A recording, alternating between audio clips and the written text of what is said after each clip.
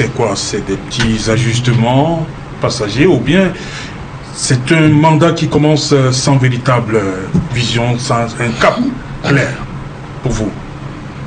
Comment vous justifiez ce qui se passe en ce moment? Non, Serge Alain, il faut dire que la cacophonie n'est pas un accident dans le contexte dans lequel nous sommes aujourd'hui. C'est le résultat d'un système qui utilise un outil d'opacité pour masquer clairement l'enrichissement illicite des individus. Nous vivons un phénomène très grave au Cameroun. Lorsqu'on parle de cacophonie, spécialement dans l'affaire du SGS, du port autonome de Douala, il faut se dire la vérité, il faut se dire les choses telles qu'elles sont. Il ne s'agit pas d'une cacophonie qui vient de manière improvisée. C'est une cacophonie qui est clairement organisée. C'est une cacophonie qui est organisée par des individus parce qu'ils ont un intérêt à mener le peuple vers une autre direction. Vous voyez, ces jalons, lorsque les gens arrivent à confisquer les biens de l'État, c'est très grave. On crée la cacophonie, on amène le peuple dans des divulgations inutiles. Regardez, je vais prendre un autre exemple un peu plus révélateur. À l'Assemblée nationale, dernièrement, on a eu l'honorable aussi, président du SGF, qui a fait une déclaration assez grave que dans les comptes, le Cameroun avait déclaré avoir exporté 12 kg d'or en 2025. De l'autre côté, on a un seul pays, les Émirats Arabes Unis, qui ont dit qu'ils ont importé du Cameroun plus de 15 tonnes d'or. Ça, c'est les livres dans un seul pays, dont on ne connaît pas la direction des autres pays. Ça veut tout simplement dire que vous voyez le décret, ça veut dire que pour ceux qui ne comprennent pas, pendant que des individus utilisent l'État pour vendre une ressource de l'État à 1000 francs, dans les 1000 francs, ils prélèvent plus de 999 francs et ils donnent 1 franc à l'État. Ils donnent 1 franc à l'État et c'est suffisamment révélatrice de l'état dans lequel notre État se trouve. Un État qui est complètement fragilisé en faveur des individus. Cet État est davantage fragilisé, c'est Alain, et c'est pour ça que vous avez une situation où on a un État qui est incapable de payer ses factures. Nous avons un État qui aujourd'hui est obligé de payer les factures à Camtel, fait attendre Eneo, fait entendre les enseignants pendant 2 ans. On jongle comme ça. On a un État, nous sommes aujourd'hui dans une situation que les juristes appellent une situation de cavalerie budgétaire chronique. Un État qui jongle. Il jongle parce qu'il n'a pas d'argent. Mais, pourtant, nous avons un pays, un État pauvre qui regorge des richesses, est toujours un État dont les richesses sont confisquées. On ne peut pas comprendre qu'un pays comme le Cameroun arrive à des situations où il est incapable de gérer ses problèmes, les problèmes les plus basiques. Regardez à quel niveau nous sommes. Les derniers emprunts que le président de la République a fait. Le président de la République a fait un emprunt chez Jalès de 400 milliards sur 7 ans. Avec un taux d'intérêt, on prête 400 milliards pour rembourser 600 milliards. 10%. Oui, bien sûr, 400 milliards, ça vous ramène, oui. Ça vous ramène à ça sur 7 ans. Non, 10% après, de 400 milliards vous ramène après. C'est ça la réalité, monsieur Youch. Donc il faut qu'on soit sérieux. Le problème du Cameroun, c'est que les individus ont pris la richesse du pays, ont géré la richesse du pays et ils ont confisqué ça dans leur poche. Au lieu de remettre ça à l'État pour le fonctionnement de l'État. L'État est incapable aujourd'hui de gérer ses factures. L'État est incapable aujourd'hui de payer ses fonctionnaires. Mais quel est cet État? Pendant que quelqu'un travaille, vous trouvez compréhensible que quelqu'un travaille pendant 2 ans, un fonctionnaire est recruté. Il est admis dans le fichier solde. Mais il doit faire 2 ans pour toucher un salaire. Alors qu'il travaille de manière régulière pendant 2 ans. Mais vous avez l'État qui fonctionne, c'est-à-dire comme le voyou du quartier. Et c'est une situation qui est inadmissible. C'est une situation qui montre clairement, mes prédicteurs l'ont dit ici, nous avons un système qui est au bord du gouffre. Il ne peut plus rien créer. Ce système est arrivé au bout du souffle parce que les fonctionnaires qui le dirigent, les hommes qui ont en charge de gérer l'État, ne gèrent pas l'État en bon père de famille, ne gèrent pas la maison en bon père de famille. C'est la situation exacte de ce père de famille qui a des problèmes, qui emprunte de l'argent pour acheter une voiture, alors qu'en réalité, il n'arrive pas à loger, à envoyer ses enfants à l'école. Voilà comment fonctionne notre État aujourd'hui. Voilà. Jean-Claude, lorsque vous regardez avec un peu de recul, quand même, Jean-Claude, j'espère que vous allez nous dire, est-ce que ce n'est pas, quelque part, l'absence de coordination au niveau du sommet de l'exécutif, tout ce qui arrive là? Je voulais d'abord préciser que pour ceux qui connaissent même le b.a.-ba de l'économie, ils sauront qu'il y a une répartition du risque dans le cas des investissements. Donc lorsque M. Gabriel Gomsi nous parle des endettements, les États-Unis, c'est la première puissance économique mondiale, mais c'est l'un des pays les plus endettés au monde. Mais ils s'endettent pour investir, monsieur. 14 000 milliards. Ils s'endettent pour investir. Monsieur Gabriel Gomsi, 14 000 milliards. Ils s'endettent pour investir. 14 000 milliards. Ils s'endettent pour investir et la retombée au niveau de la population est réelle. Le niveau de vie de la population est réel aux États-Unis. Même pas ça. Et tu sais pourquoi est-ce que nous allons lever les emprunts au niveau des eurobonds? La raison est simple. C'est que quand le FMI veut nous emprunter de l'argent, le FMI va contrôler chaque centime. Voilà. Quand c'est les eurobonds, il ne contrôle pas. C'est pour ça que le pourcentage est élevé. Et on vous remet l'argent. Cet argent, il n'y a même pas 30% de cet argent qui est investi. Je voudrais continuer à vous dire que la France... 70% de cet argent. Je voulais continuer à vous dire que la France, c'est 3 000 milliards d'euros d'endettement. Mais ces pays que je venais de vous citer ont une capacité de confiance de lever l'argent. Vous l'avez dit, vous pouvez répondre à ma question. Les taux préférentiels. Oui, vous avez dit, répondez à ma question. Je réponds à votre question pour vous dire que ce sont des pays très développés. Nous ne sommes pas surpris à voir, parce qu'en réalité, nous avons connu, et à chaque fois, c'est plutôt le Cameroun qui a connu qui a fait des grands pas dans le cadre de sa souveraineté. Chaque fois où nous avons eu ce type de débat au niveau de l'opinion publique. Je vous rappelle par exemple que, vous vous souvenez, lorsqu'on parlait de l'affermage au niveau de la CDE à l'époque, est-ce que la CDE est en situation d'affermage et tout, jusqu'à ce que Kamwata a tout absorbé, on a renationalisé. Et ça s'est très bien passé. Je me souviens de ce même port où on parlait du terminal à conteneurs. Oh, est-ce que devant nos DIT aujourd'hui, nous avons la régie du terminal à conteneurs qui fonctionne bien. Vous ne répondez pas à ma question. Non, vous répondez je réponds à votre question. Non, vous ne répondez pas. On connaît cette méthode-là, je vous en prie. Vous répondez. Vous refusez de répondre à ma question. Je suis en train de répondre. Non, vous ne répondez pas. C'est pas ça ma question. Jean-Marie Montbanini, avec ce qui se passe aujourd'hui, est-ce que c'est la preuve qui manque, capitaine, dans le bateau? Non, c'est clair que le président est dépassé. Ça, il ne faut pas se le cacher, ces gens-là autour. Si on avait un commandant de bord, naturellement, on prend un exemple simple. Si les conseils de ministres se tenaient, on ne pourrait pas avoir ça. Ouais. On ne peut pas convoquer. Donc, première chose, c'est l'absence de conseils de ministres. On ne peut pas convoquer une réunion d'urgence à la présidence. Et c'est le même jour que le SGPR notifie le Premier ministre qu'il a besoin qu'il envoie un représentant. Dans quel gouvernement? Le même jour. Le même jour. Le Premier ministre, chef de gouvernement. Et la sortie du Premier ministre nous a rappelé qu'il y a encore un Premier ministre dans ce pays. Parce que le sentiment que les Camerounais ont, c'est qu'il n'y a pas de Premier ministre. Tout à fait. Le Premier ministre est inexistant. On ne le respecte même pas. On ne sait même pas s'il existe.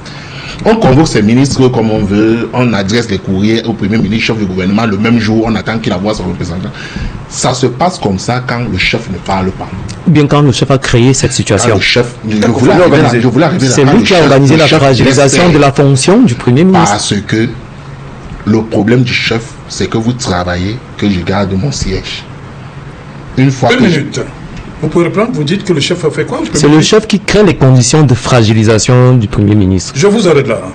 La réunion convoquée hier, est-ce que c'est le président Biya qui a demandé au Premier ministre de réunir tous ses ministres à l'immeuble Étoile? C'est comme demander le sexe du pape. Est-ce que c'est de répondre à ma question? personne ne peut vous répondre par l'affirmative. Voilà. Qu'est-ce que c'est donc pourquoi John Gouté a décidé, je suppose, de convoquer cette réunion à l'immeuble Étoile? Parce que manifestement, il y a une... Est-ce que c'est le président Biya qui lui a demandé? Il y a une défiance au sommet de l'État. Pourquoi il ne l'a pas fait depuis? Parce que depuis, il ne fait pas ça. Parce qu'aujourd'hui, on a carrément l'impression que n'importe qui bénéficie de quelques levées de pouvoir peut les utiliser à bon escient. Voilà. Peut-être que c'est ce que beaucoup ont souvent reproché au Premier ministre. Oui, de prendre pleinement ses responsabilités en se fondant sur la loi. Voilà. Et aujourd'hui, personne, il faudrait bien que qu'il y ait une suite. Okay. Ça, c'est l'épisode 1. C'est peut-être la première étape d'une prise. Merci. Jean-Marie Mongolini, vous pouvez continuer. J'étais en train de dire qu'à la suite de la relance de mon companéliste, que le Premier ministre qui a des fonctions régaliennes doit les exercer en toute liberté. Or, lorsqu'on choisit de nommer un Premier ministre, les conditions de nomination du Premier ministre sont suffisamment révélatrices du fait qu'on n'a pas besoin en fait d'un Premier ministre, c'est le premier des ministres. Ce n'est pas lui qui, d'après la Constitution, normalement, doit proposer un gouvernement au président de la République une fois nommé. Il est nommé à 17h, le gouvernement le suit. Et vous avez le sentiment que certains ministres ne le restent parce qu'ils vont te dire que le même décret qui a nommé le Premier ministre, c'est le même décret à la suite, le même jour qu'il a nommé lui. Pour quelle raison? Pas le même décret. Je vais dire un autre décret. Le même jour, mais c'est pas le même décret. Un autre décret, je vais dire la même personne a signé le même jour un autre décret qui décline.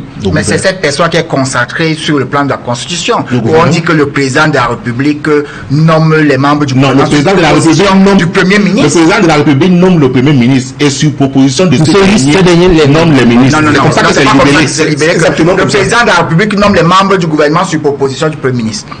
Comment? Non. Vous avez la Constitution avec vous. Je vous dis que c'est libéré ainsi.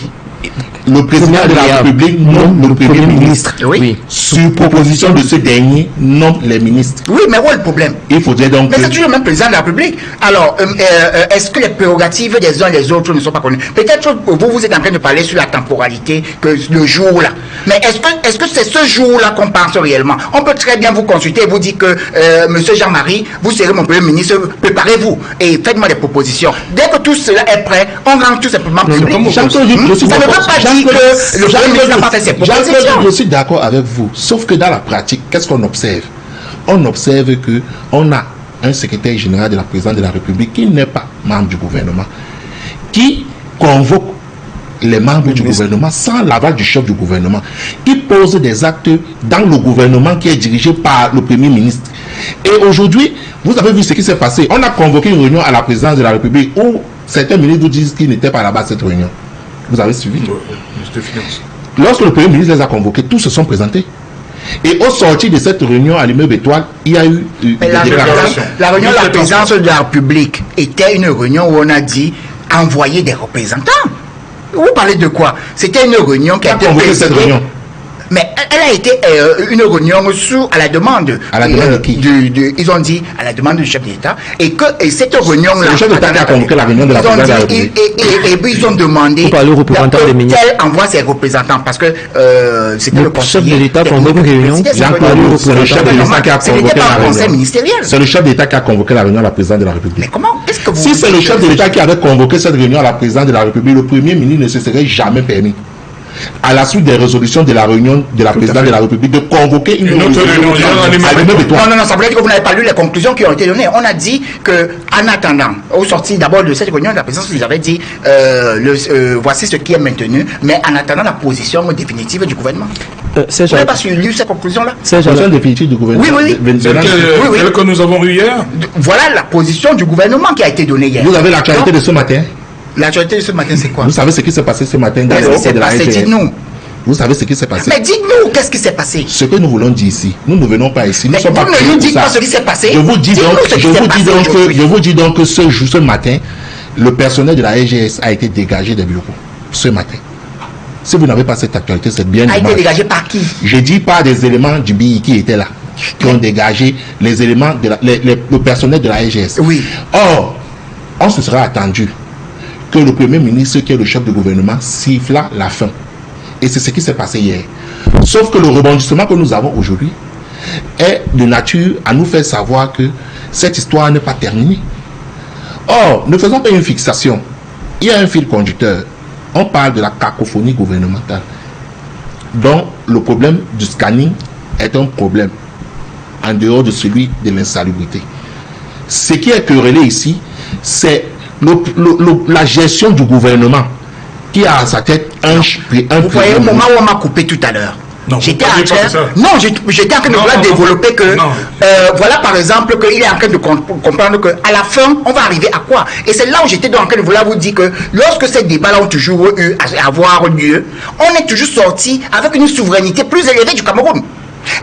Mais oui, la preuve en est que le terminal à conteneur, on a nationalisé, oui, le terminal à conteneur, François, le dragage du port, et ainsi de suite. Donc c'est pour vous dire que l'indicateur, vous deviez être plutôt en train de vouloir vous en préoccuper. C'est celui dont j'ai dit que le chargeur, l'usager, nous les consommateurs, on en est où. Mais si ceci reste dans le cadre des réflexions pour qu'on puisse faire des pas en avant dans le cadre de la souveraineté, de la défense et de la sécurité de notre pays, pourquoi pas? Ok, mais ce n'est pas parce qu'il y a eu le dénouement il faut interroger dans quel camp aujourd'hui et en faveur de qui est-ce que le dénouement s'est opéré.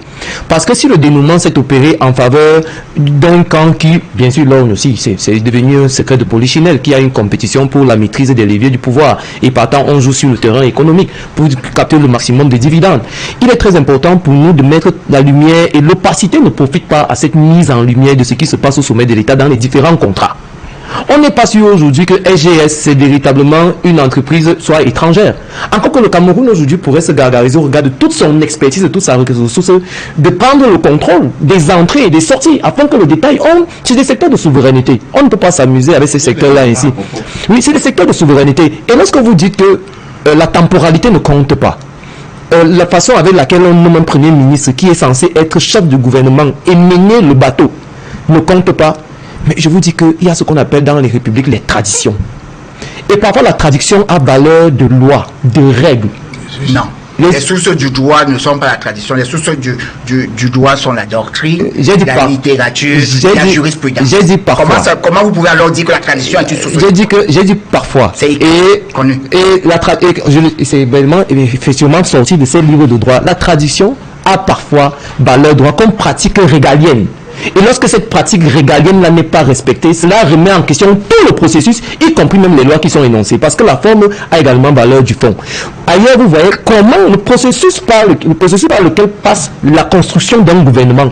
Vous voyez un ministre qui est d'abord adoubé, homologué et validé par les autres institutions de pouvoir. C'est parce qu'elles n'existent plus que nous faisons ce débat. C'est parce qu'on a monopolisé tous les pouvoirs entre les mains d'une seule institution que nous faisons ce débat, ou à l'Assemblée nationale.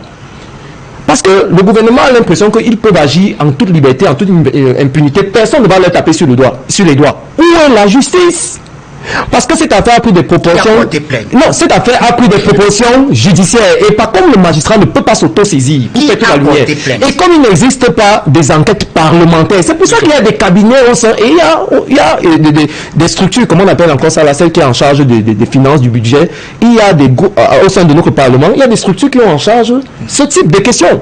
Et des députés qui sont affectés à ces missions-là. Des commissions parlementaires. Merci pour l'expression. La commission des finances est différente des commissions d'enquête. Non, j'ai dit que comme il y a des commissions qui ont en charge des questions financières, et il y a des députés qui ont des cabinets, dans le cadre des pouvoirs qui ne sont reconnus par la loi, ils peuvent ouvrir une enquête pour faire toute la lumière et convoquer devant la représentation nationale le Premier ministre pour lui dire: nous entendons qu'il y a des bruits de bottes là-bas, faites-nous, donnez-nous toute la lumière devant le peuple.